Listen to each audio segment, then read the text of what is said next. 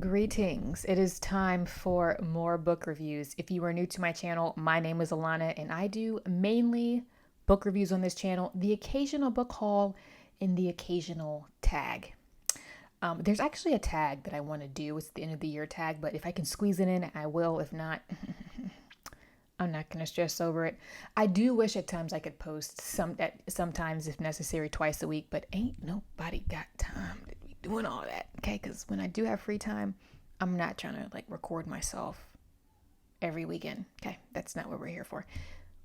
Also, before we jump into this week's review, you can get a sneak peek here of my November reads. Yeah, I planned that far in advance. I actually already know what I'm reading in 2023, but I've got Mythology by Edith Hamilton, as I'm on a mythology kick this year. I'm always on a mythology kick. Who am I kidding? The Chunker, War and Peace. 9 Coaches Waiting by Mary Stewart, which has been called a Jane Eyre retelling. And if you know, Jane Eyre is my favorite book of all time. So there's that. And Daughters of the Deer by Danielle Daniel. So that is what I'm percolating and playing around with for November. This week's review, as you can tell by the title, is this massive over 1,200 page chunker, unabridged, The Count of Monte Cristo. And I'm finally getting around to doing the video review for this book. I finished this back in July. It took me I finished this early August. I started in July. It took me all of July to get to this book. Total, it took me 6 weeks, which for something this thick, I consider that a triumph. If you want people say, how do you get, people have asked me, oh, how do you get through these really big books? Isn't that intimidating? Yes, they can be intimidating. The more big books that you read, the less intimidating they seem. A lot of big books, I think, get a bad rap, or people are intimidated by them because they're just so big. But a lot of them are actually extremely readable. They're just long. So you'll be surprised at how much reading you can get done, or how quickly you can get through a book this size, even something like War and Peace with 20 to 30 pages a day. Monte Cristo, I had this, I would say, pinned at the beginning of the year as a potential 5-star read for me, a top read of the year. I'm going to go ahead on and spoil something. It was not a top read of the year for me. It was a good read. I gave it a 4 out of 5, but I do have some critiques, and I'm going to get into that at the end. But overall, as big as this book is, I do think it is worth the effort because I thoroughly enjoyed it. So let's hop into the review. But Dante cannot stay in prison forever. One day he will come out, and on that day, woe betide the one who put him in there. So in The Count of Monte Cristo, by Alexandre Dumas, we have Edmond Dante, who is our main character. And he is on the cusp of good fortune. He is about to marry his boo thing, Mercedes. My coworker just texted me. Right back at you. His boo thing, Mercedes. Okay. He is about to get a job promotion because my boy Dante is a sailor. And that's what I'm going to call him in this book. The Count, aka my boy Dante. Because he is a stud. We'll get into that later. He's about to get a job promotion. He's a sailor. He's about to get a job promotion on his boat. You know what I'm saying? And he is about to be up here balling. But guess what? We've got 2 characters we have 3 men who are very jealous of Dante. And not only that, Dante is good looking to boot. And he's got the girl and he's got the job. So he got haters. This review is about to be real casual. And so these 3, out of jealousy, frame him as a Bonapartist. So this is a time in history in which people are terrified of Napoleon. So to be labeled as a Napoleon sympathizer is a big no-no. So he is unjustly thrown in prison. He does manage to escape. He uncovers hidden treasure, and then he uses his wealth and his alias, the Count, to avenge himself. Cue all the drama. I created 2 hashtags for this book. Hashtag free my boy Dante. Hashtag justice for Dante. Because my boy is wronged. So as you can expect, because once he gets out of prison and he gets his gold, you know what I'm saying? He His change was acting funny, but now his change is right. And he's going to use his change. The boy has more than change, okay? My boy Dante has more than change. He's balling. He uses his wealth to seek revenge. And so this whole idea of revenge and vengeance and is it ever truly just, and this debate about the morality and ethics of seeking revenge is really the main theme and the crux of this book. So Dumas uses Dante to ask this question: can revenge ever be justified? In order to be able to properly carry out justice, one has to have a definitive understanding of what justice is and whether or not justice can ever be made to be purely ethical or moral, especially when it comes to revenge. You would also have to be a believer that there is such a thing as pure justice and that it's obtainable. And in the Count of Monte Cristo, really what I would argue, what Dumas is arguing here and showing is that human justice is flawed. It's limited, and it often leads to corruption, even if the initial thing that happened to want to seek out justice for oneself or for somebody else is correct. Once you start to implement that, things can get real shady real fast. Human justice is inadequate as a consolation. It can spill blood for blood, that's all. But one must only ask it for what is possible, not for anything more. Hatred is blind and anger deaf. The one who pours himself a cup of vengeance is likely to drink a bitter draught. Some virtues, when taken to the extreme, become crimes.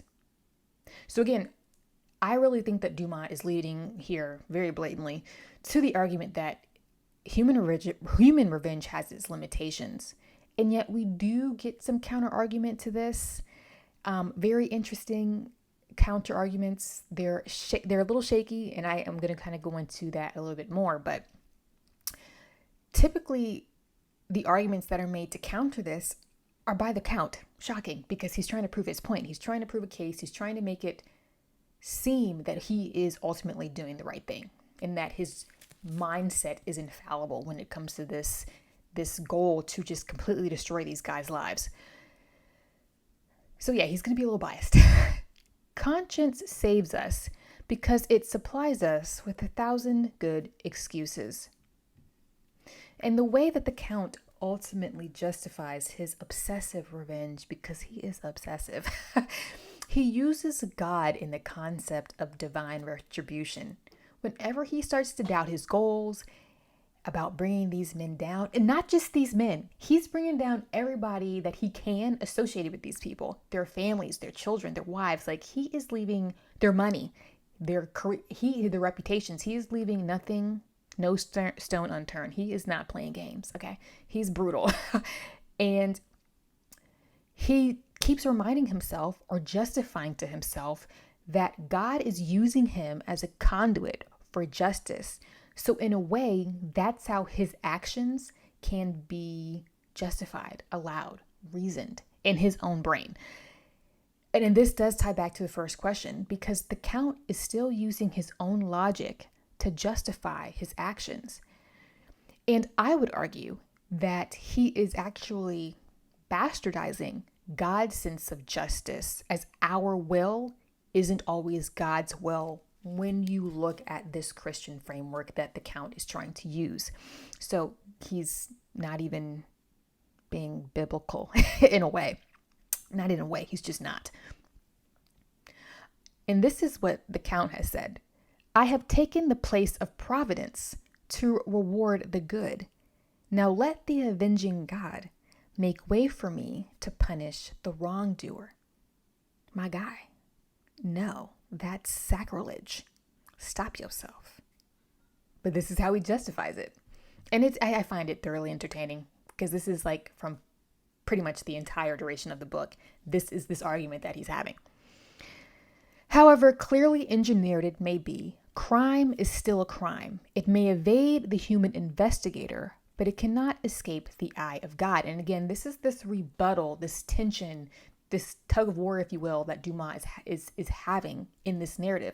The Count will say, no, I'm allowed to do this, but you have this narrator, or you may have other characters who are like, well, yes, but there is a limit. And once you pass that limit, you're still operating within your own reason, and you're putting God on things that he may not necessarily be on. Okay. The Count is so obsessed with this idea of God using him that at times, yes, it's comical, like I said. However, I do think that it is realistic because my sleeve is falling down. Also, yay for sweaters. 90 degrees is over. I'm sick of it. And has nothing to do with this book. Okay. The Count is so obsessed with this idea that God is using him.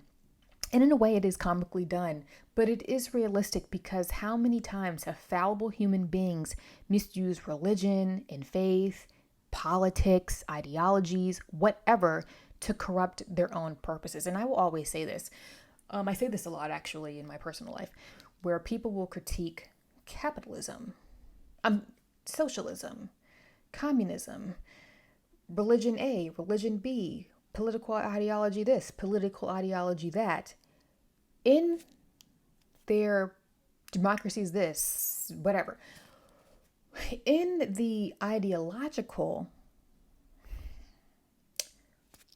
pure, when you look at the pure ideology of these, whatever philosophy it is, when that hasn't been implemented yet by a human being, it looks perfect. Oh yeah, this is going to work. Once you get humans to start implementing things, the fact that all humans are imperfect and we can all be corrupted, anything can go to the left. So, people like to, capitalism is the 100% root of all evil. I'm like, well, humans have corrupted X, Y, and Z. Okay. In theory, capitalism, if you read it, not capitalism, sorry, socialism sounds good. But when you look at it being implemented over the years in its various forms, you're like, oh, that didn't really work out the way we wanted it to do. Socialism, communism, Marxism, whatever. Once they're implemented, you're like, that ain't good.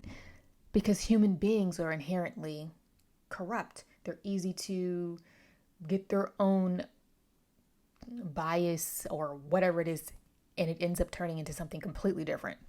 I'm off my tangent. So, as I was writing this review at this point months ago, a connection came to me that I hadn't thought about before. The Count and Raskolnikov from Crime and Punishment are kind of in the same wheelhouse. These two characters need to sit down and have a conversation because both of these characters are able to justify actions for this concept of the greater good. Whether that greater good is themselves and what their perspective is, or they think that they're having a service on behalf of society. Because they both justify some heinous stuff. I'm just saying. So that's just something that I stuck a pin in. Crime and Punishment. Take that for what you will. So once the Count does obtain wealth, we see how money and influence create opportunities that otherwise would not have been available to certain individuals. His newfound wealth allows him to move in circles and manipulate those around him for his own means. Because his wealth is independently gained, I'm not going to say how it's gained because that's a major plot point. No one can control him, not even governments, because his wealth is actually outside of the banking system. It's outside of the realm of what governments and these banking establishments can actually control. The Count is a truly independent entity. Whereas his peers and those who he's trying to bring down operate within a system. He is completely outside of the system, so it allows him to have fair game on his targets, and that's a scary thought. Also, some people, I'm not going to get in that conversation today. I'm going to reel it in. I was about to go all the way to the left. We're not going to do that today. I'm saying this is why your governments don't want you to own your own property, because they can control it. I'm gonna leave it at that. So because he's outside of this traditional banking system, he is able to manipulate the finances of those he's trying to target. And he acknowledges that if you want to get stuff done, you gotta have money. If he had really been rich, he wouldn't be in prison. With the rank, influence, and power that are bestowed in this world by wealth, that first and greatest of forces that a human being can control. So again, once you have resources, we all know that, people, if you really want to talk about being able to move within society in a certain way, you have to, it's the coin, people. It's the coin. Money talks. Okay, money makes things happen. It is what it is. I'm not saying that's a good thing or a bad thing. It's oftentimes a bad thing. All right. So yeah, this book, I don't really think requires much analysis beyond that, but I am going to currently get into the Count as a character. He is so fascinating to me because he is so morally gray.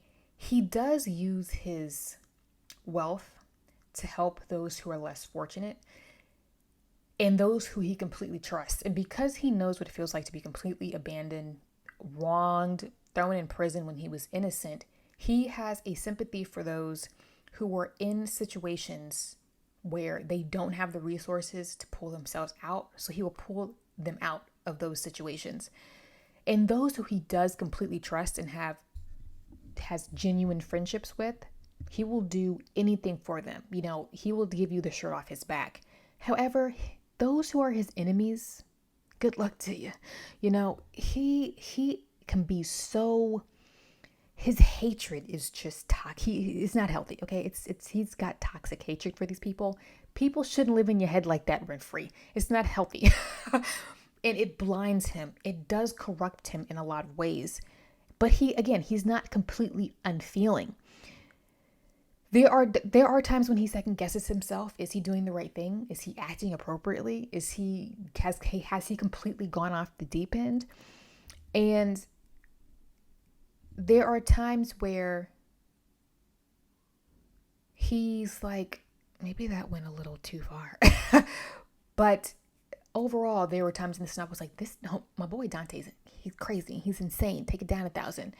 And yet, I still really liked him. He's really complex. He is